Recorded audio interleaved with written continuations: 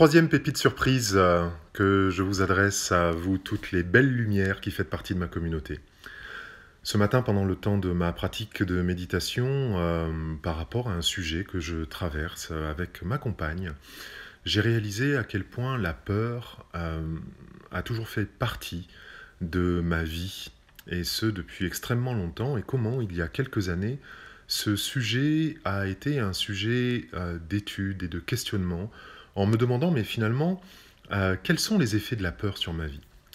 Déjà, une des choses que je réalise et que vous constaterez sans doute avec moi, c'est que nous sommes la seule espèce, sans doute, à aimer nous faire peur. Nous aimons nous faire peur en nous racontant des histoires qui font peur, en lisant des livres qui font peur, en visionnant des films qui font peur, en nous rendant dans des attractions qui font peur, etc., etc. La peur, pourtant, au-delà de l'aspect frissonnant qu'elle peut nous offrir, la peur est le plus grand et le plus basique de tous les maux humains. Parce que sans la peur, il n'y aurait pas de souffrance. Sans la peur, il n'y aurait pas de guerre. Sans la peur, il n'y aurait pas de bataille entre les humains, de territoires, de frontières, de races, et je ne sais quoi encore. La peur, et nous l'avons constaté au cours de l'année qui vient de s'écouler, est le pire de tous les virus, parce que la peur se répand en un clin d'œil, elle se répand à toute vitesse.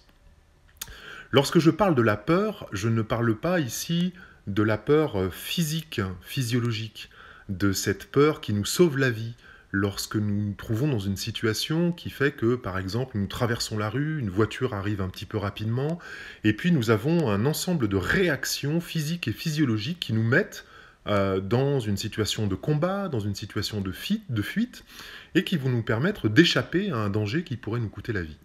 Ce genre de peur-là, physiologique bien sûr, est tout à fait utile, et elle nous a permis jusqu'à aujourd'hui de survivre depuis l'âge dans lequel nous étions dans les savanes africaines, cherchant à échapper à des animaux sauvages qui voulaient nous becqueter, nous manger, jusqu'à ces situations de la vie courante dans laquelle la peur peut parfois effectivement nous sauver la vie. Non, la peur dont je parle ici, c'est la peur mentale. Et j'ai connu toutes sortes de peurs, et je traverse encore aujourd'hui dans ma vie toutes sortes de peurs.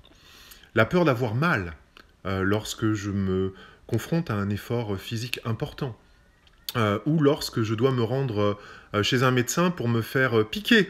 Oui, j'ai peur des seringues, et j'ai peur d'avoir mal. Lorsque je vais chez le dentiste, je vais devoir y aller bientôt, j'ai peur d'avoir mal. C'est très rarement le cas, et pourtant cette peur, elle est là, elle est présente. La peur de la mort a parfois été présente dans mon esprit, jusqu'à ce que je réalise que je n'avais pas peur de la mort en tant que telle, mais plutôt peur de souffrir, peur d'avoir mal en mourant. La peur de vivre peut être aussi une peur à laquelle nous faisons face. Peur de manger la vie à pleines dents et de profiter en fait de tout ce que la vie nous offre.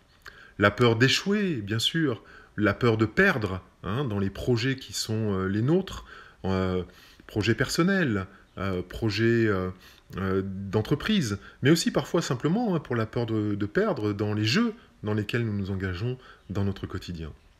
La peur du jugement est aussi une peur à travers laquelle j'ai dû passer et à travers laquelle je suis passé, par exemple, en développant les communautés que j'ai développées sur les réseaux sociaux.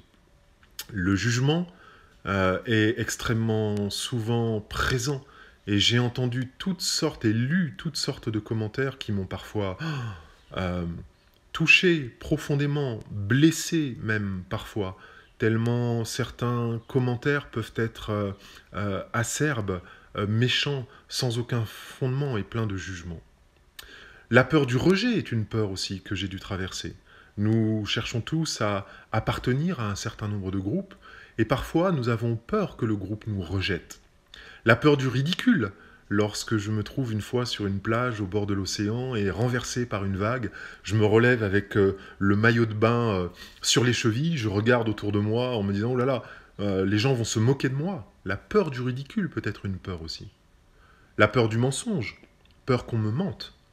peur qu'on me trompe, mais la peur de la vérité aussi, la peur de savoir un certain nombre de choses, parfois des choses que j'ai pressenties dans ma propre vie, des choses dont je savais qu'on ne me les disait pas et dont l'idée qu'on me les révèle me faisait peur.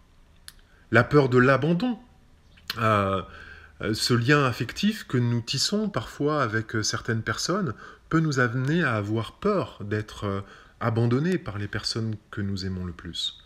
La peur de ne pas être à la hauteur dans les projets que j'ai menés, que j'ai entrepris, celui que j'entreprends en démarrant ces pépites surprises, en me disant « Waouh, je me suis engagé là pour une année », avec moi-même avant tout, mais serais-je à la hauteur avec tout ce que je vais traverser au cours de cette année et dont je n'ai même pas encore idée, vais-je réussir, hein? Et ça aussi c'est une peur, la peur de réussir. La peur de réussir et des conséquences parfois de la réussite. Nous avons peur de la réussite parce que, à l'idée des conséquences de la réussite, nous avons peur de ce que la réussite pourrait produire, occasionner dans notre vie personnelle, dans notre vie de couple, dans notre vie de famille, dans notre vie sociale. La peur du refus, la peur qu'on nous dise non. Hein, combien de fois n'ai-je pas osé aller demander un certain nombre de choses par peur qu'on me les refuse, par peur qu'on me dise non. La peur de manquer. Il m'est arrivé de ressentir la peur de manquer. Et cette peur de manquer, on l'a beaucoup vue, critiquée, mise en lumière pendant cette pandémie. Au tout début, en particulier, lorsque le papier cul a été dévalisé dans les grandes surfaces, dès qu'on a entendu parler de pandémie. Les supermarchés se sont vidés. Par peur de quoi? Par peur de manquer, la peur du manque. La peur d'être déçu en me livrant dans des relations, en m'engageant dans des relations, en me découvrant. Hein. Il m'arrive d'avoir peur d'être déçu. La peur des conflits. Conflits avec moi-même, conflits avec les personnes que j'aime, conflits avec des inconnus. C'est aussi une peur. La peur de ne pas savoir réagir, ou plutôt comment réagir d'une façon qui corresponde aux valeurs qui sont les miennes aujourd'hui. Hein, c'est-à-dire réagir comme il faut. La peur d'avoir peur, oui, il m'arrive d'avoir peur lorsqu'à l'idée de me rendre dans un parc d'attractions et de monter dans certaines de ces attractions que je vois tourner là, je me dis, voilà, là, j'ai peur d'avoir peur parce que mon corps se souvient de situations dans lesquelles je suis monté dans des attractions comme celle-ci et j'ai ressenti de la peur. Et parfois, nous avons la peur d'avoir peur. La peur du lendemain, de l'inconnu. L'inconnu, c'est pas seulement l'autre en tant que personne, c'est aussi l'environnement, les situations dans lesquelles nous sommes.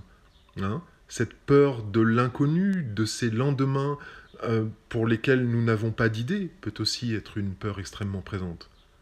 La peur d'être qui je suis vraiment, qui nous sommes vraiment, de révéler pleinement, en toute authenticité, en toute transparence, ce qui nous anime, parce que être qui nous sommes, nous exposer, chercher à briller, à montrer notre lumière, c'est aussi une façon de prendre des risques par rapport à tout ce que j'ai dit avant.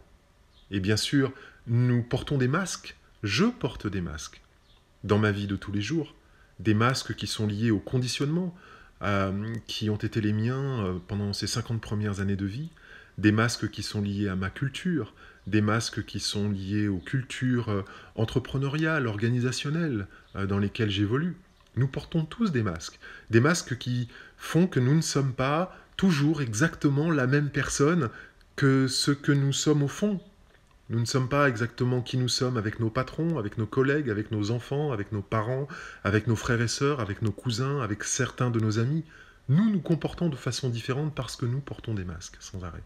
Donc la peur d'être qui on est vraiment est aussi une de ces peurs fondamentales que nous avons à traverser. Ces peurs mentales sont des histoires que nous nous racontons au sujet de situations qui n'existent plus ou au sujet de situations qui n'existent pas encore. Et au fur et à mesure que nous nourrissons ces histoires, nous nourrissons des souffrances, nous nourrissons des peurs qui sont des peurs irrationnelles. La peur d'avoir peur n'est pas liée à quelque chose de rationnel. elle n'est pas liée à quelque chose de palpable, de tangible. C'est une histoire que je me raconte au sujet d'une situation passée ou au sujet d'une situation qui n'existe pas encore. Mais peut-être que si je remontais là maintenant dans un de ces manèges, ce que j'ai appris et la façon dont j'ai évolué dans ma vie me permettrait de supporter mieux, peut-être même très bien, ce manège-là. Okay, donc, les peurs mentales sont des histoires que nous nous racontons. Et prendre conscience de la peur, de nos peurs, de ces peurs qui nous traversent, est peut-être le commencement de la sagesse, ou en tout cas d'une forme de sagesse. Une des choses que j'ai apprises en tout cas, et c'est la pépite surprise du jour, c'est que la peur est le plus grand rempart à l'amour. Là où il y a de l'amour pur, vrai, inconditionnel, il n'y a pas de peur. Et là où il y a de la peur, il ne peut pas y avoir d'amour vrai, pur et inconditionnel. La peur et l'amour sont les deux opposés sur le grand continuum de la vie. Et donc, pour terminer, j'aimerais vous poser cette question, à vous, mes lumières, mes belles lumières. Si vous n'aviez pas peur, qu'oseriez-vous faire là maintenant qui amène plus d'amour en vous, pour les personnes que vous aimez et pour le monde? Postez-moi vos réponses en commentaire et je vous retrouve très bientôt. Bye bye.